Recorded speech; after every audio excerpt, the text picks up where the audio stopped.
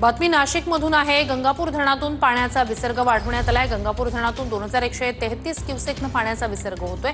गोदावरी नदीच्या पाणी पातळीत त्यामुळे वाढ झाली आहे। दुतोंड्या मारुतीच्या पायापर्यंत पाणी आलंय।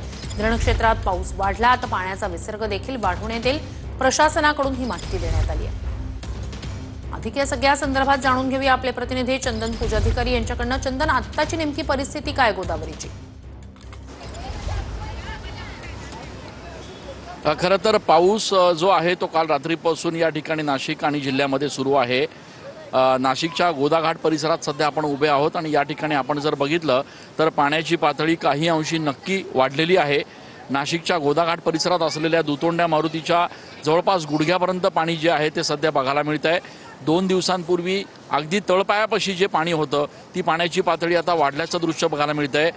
पाणलोट क्षेत्रामध्ये मुख्य म्हणजे पाणलोट क्षेत्रामध्ये जो पाऊस होतोय त्या पावसामुळे गंगापूर धरणातनं 2133 क्युसेक एवढा पाण्याचा विसर्ग जो आहे तो या ठिकाणी केला गेलेला आहे आणि त्यामुळे दुपारनंतर कदाचित नाशिकच्या गोदाघाट परिसरातल्या पाण्याच्या पातळीत आणखी वाढ होण्याची शक्यता आहे आणि त्यामुळे गोदाघाट परिसरात राहणाऱ्या सगळ्या रहिवाशांना जो आहे तो सतर्कतेचा इशारा देण्यात आलेला आहे। यासोबतच अनेक भाविक पर्यटक जे आहेत ते या ठिकाणी गोदाघाट परिसरात तीर्थाटनासाठी येत असतात।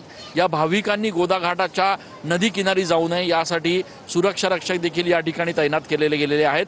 जवळपास 13 ते 15 सुरक्षा रक्षक या परिसरात असून यांच्या माध्यमातून पर्यटकांना सूचना केल्या जातात की त्यांनी पाण्याची पातळी वाढत असून जवळ जाऊ नये। त्यामुळे आज दिवसभर नाशिक यंत्रणा जी आहे ती पूर्ण हाय अलर्टवर असल्याचं बघायला मिळत आहे। नक्कीच अपडेट्स घेऊ। तुर्तास धन्यवाद।